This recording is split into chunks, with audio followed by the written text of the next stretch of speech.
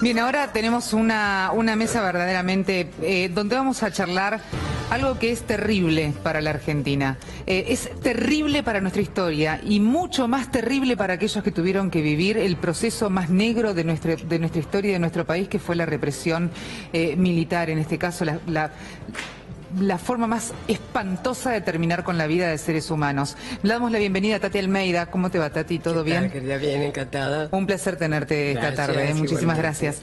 Juan Carlos Juño también está. ¿Cómo le va? ¿Cómo le va? ¿Qué tal? Y a Eduardo Barcesat, exactamente, abogado constitucionalista. ¿Cómo le va? Muy bien, muy bien. Bueno, en primer lugar quisiera ver la palabra legal, ¿no? Con usted, Barcesat. Bueno. ¿Está bien el 2 por 1 para los genocidas? De ninguna manera. Creo que es un quiebre del deber de obediencia a la supremacía de la Constitución Nacional y de los tratados internacionales de derechos humanos, que desde la reforma del año 94 tienen jerarquía de cláusula constitucional. Para esos tratados, tanto el de genocidio como el de crímenes de lesa humanidad, no hay posibilidad de otorgar beneficio alguno a quienes sean autores, partícipes o encubridores. Taxativamente, la Convención de Crímenes de Lesa Humanidad dice que la represión debe ser efectiva, es decir, que descarta la posibilidad de concesión de cualquier norma o beneficio.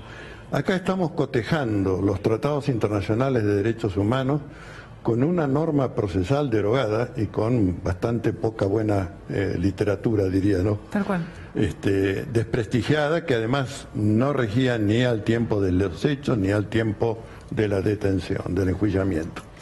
De modo que esto es un quiebre insoslayable que va a tener el mismo destino que tuvieron en su momento las leyes del punto final, obediencia debida, los indultos presidenciales, que en sede del órgano regional, me refiero a la Comisión Interamericana de Derechos Humanos, y del internacional, la Comisión de Derechos Humanos, fueron consideradas normas nulas y lesivas de las respectivas convenciones, ¿no? Sí. De manera que doy por descartado que en esta nueva tentativa de impunidad que fortalece o forma el fallo de la mayoría de la Corte Suprema, vamos a tener pronunciamientos similares. Pero claro, eso es con un tiempo y una dilación, como es todo trámite jurisdiccional y en particular en órganos supranacionales. ¿Por qué se llega a este fallo de la Corte?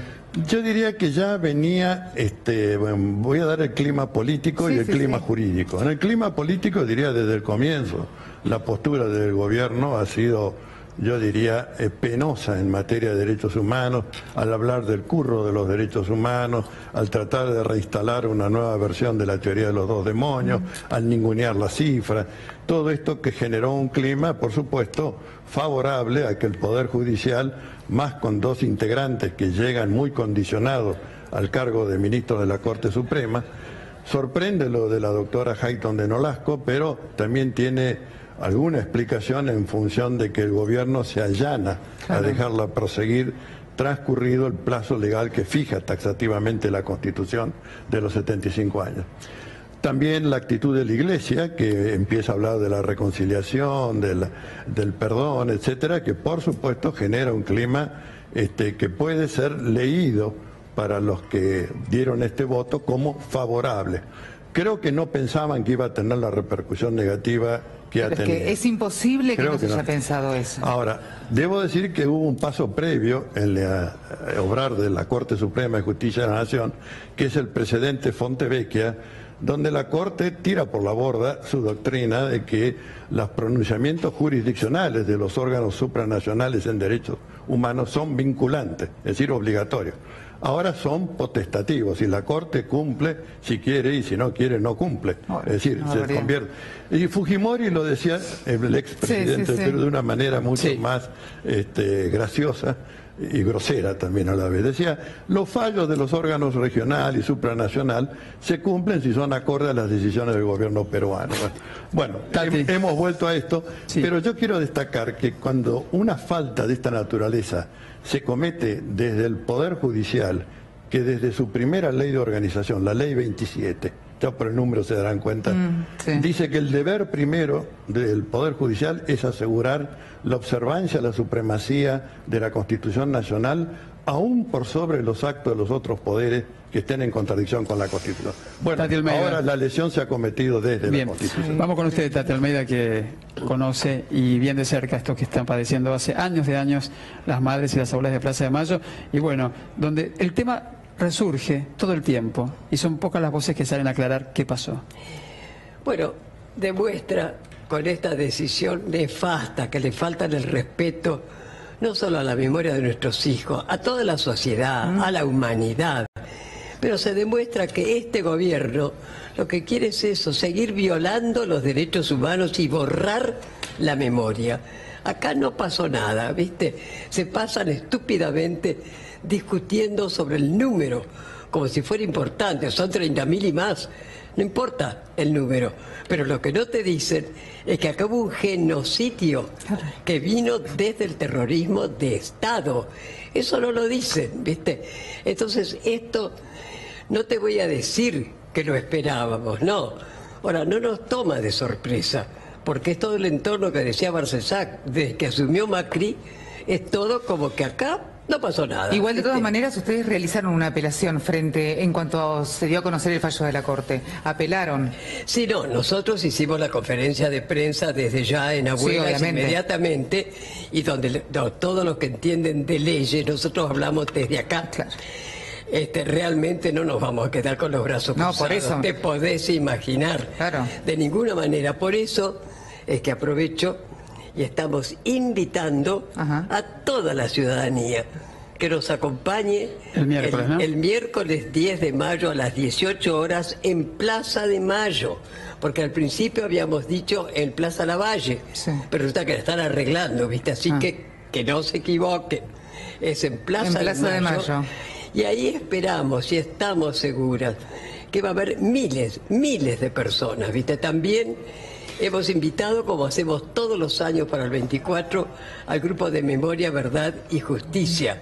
Estamos esperando que nos contentes todo, pero la mayoría ha dicho que sí. Tenemos que estar todos juntos. No, a ver, es una noticia que impacta de lleno en toda la sociedad, y tomo las palabras suyas, Tati, porque estamos hablando que 1 de cada 4 genocidas puede salir en libertad. Hoy se conocía una foto, de hecho, de un taxista que decía, Astiz puede estar viajando en mi taxi algún día. Y verdaderamente es terrible. Vicky Donda, también en un tuit, dio a conocer que ella no podía perdonar, que es una realidad a las personas que la sacan del brazo de su madre. Totalmente. Entonces, hay situaciones en la Argentina que verdaderamente te pueden resultar descabelladas, estás de acuerdo o no con el partido político, no interesa, pero esta historia es una barbaridad. Junio. Sí, yo creo que es interesante intentar responder al interrogante que de alguna manera plantea Roberto. Resurge, dijo Roberto.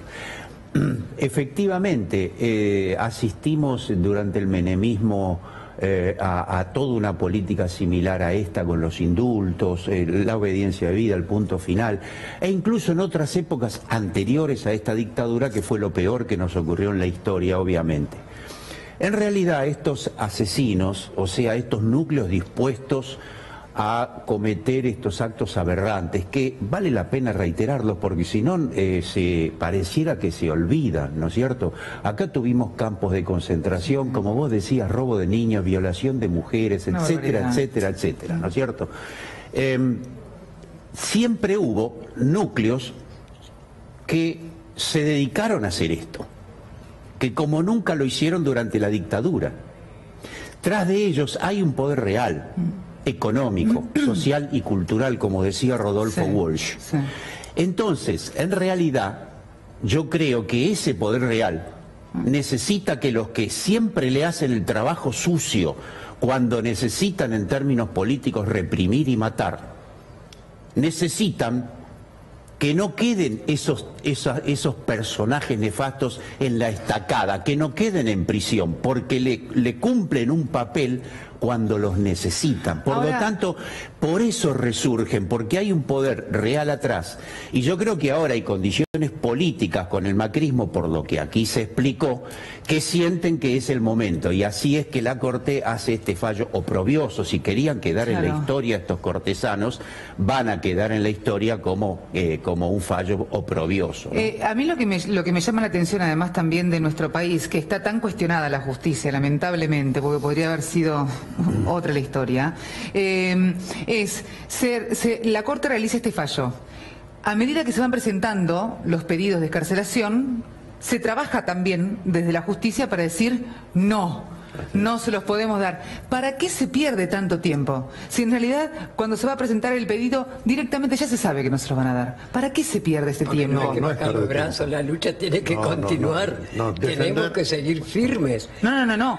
Eso absolutamente. Yo me refiero desde la justicia. ¿Por qué no se verificó esa pérdida de tiempo? Sí, porque no se sacó entiende, la Balthasar? máscara. ¿Me explico? Quiero decir dos o tres cosas. La primera, los fallos de la Corte no son obligatorios para los tribunales inferiores. Segundo, no se trata nunca de un pronunciamiento colectivo, sino individual, uno por uno. Así que todo caso va a tener que recorrer la totalidad del espigón jurisdiccional. La propia Corte acuñó una doctrina que se llama la doctrina del acto propio. Es decir, cuando uno ya se pronunció sobre un tema con un criterio normativo y no ha variado las circunstancias de hecho, bueno, tiene que seguir aplicando la misma doctrina.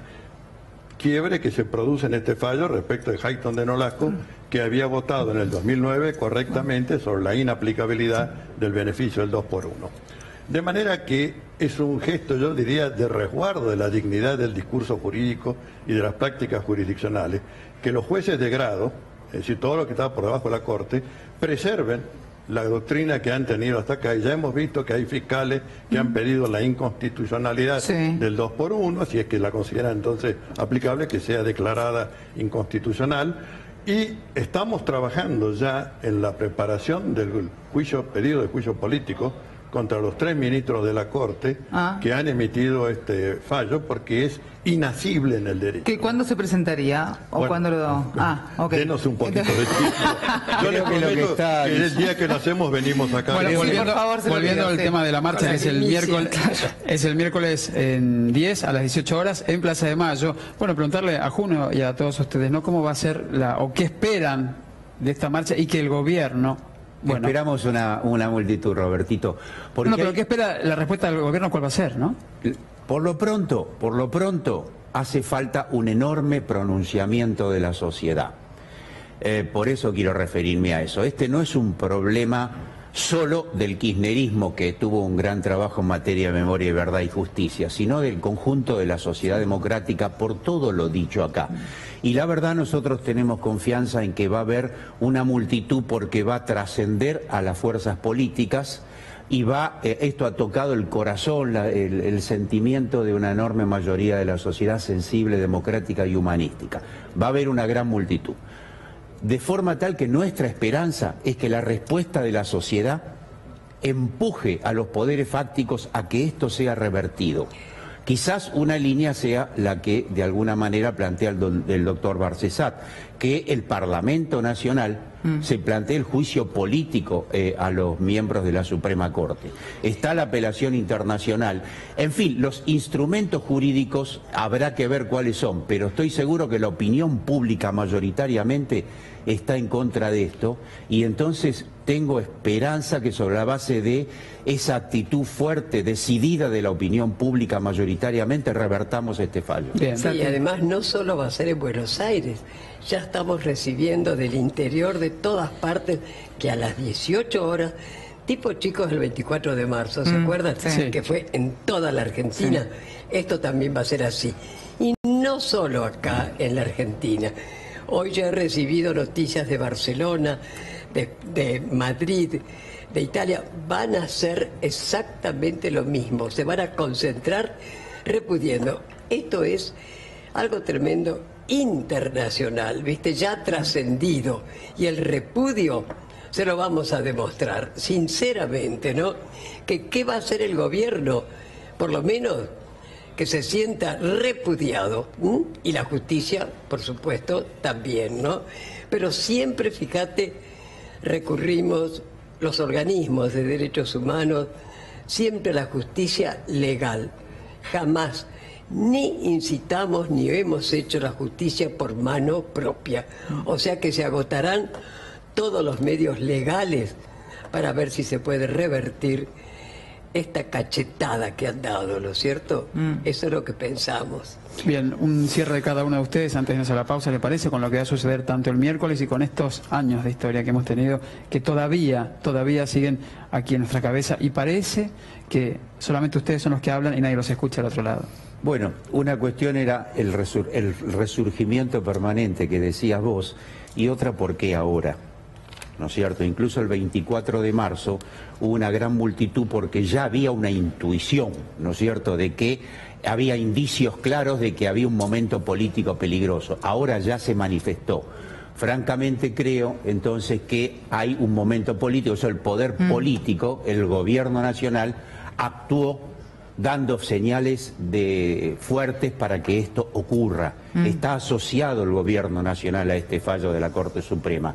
Creo entonces que la sociedad, insisto, la sociedad democrática se va a pronunciar el 10 y luego también. Sí. Eduardo. Yo quiero recordarle a la audiencia que la desaparición forzada masiva de personas es el crimen más atroz que registra la historia universal. Aún más atroz que el asesinato. ¿Por qué? Porque tiene la incertidumbre sobre la suerte de la víctima. La muerte es un dato cierto. La desaparición genera siempre un daño psicológico plus. Y creo que por eso es que debemos luchar para que esta memoria del pueblo argentino no sea avasallada ni tampoco desmerecida en sede judicial. Y creo que debería finalizar diciendo que los pactos internacionales, Naciones Unidas, que incorporamos como cláusula constitucional, bregan por una humanidad que esté libre respecto del temor y libre respecto de la miseria. Este obrar afecta el temor y también hacia la miseria. Bueno, Tati. yo como en nombre de todas las madres de Plaza de Mayo, línea fundadora, abuelas, familiares, hijos y de todos los queridos organismos hermanos de derechos humanos, les decimos a todas y a todos que no pierdan la esperanza, de ninguna manera, que recordemos lo que nuestro querido Víctor Heredia nos dice: todavía esperamos, todavía cantamos, así que a no bajar los brazos. Miércoles 10 a las 18 en Plaza de Mayo. Así es, efectivamente. Muchísimas gracias. Gracias a ustedes, por estar con chicos. nosotros. Bien, y gracias. Gracias. ¿Y le parece? ¿Vamos a una pausa? Sí, por ¿Quiere? supuesto. Una de las últimas, la última o la penúltima. La última, creo que la última. Sí. ¿Es hasta las 9 o hasta las 8? Hasta las 8. Ah, ok, bien, por las dudas. Preguntar simplemente. Pausa y ya volvemos aquí.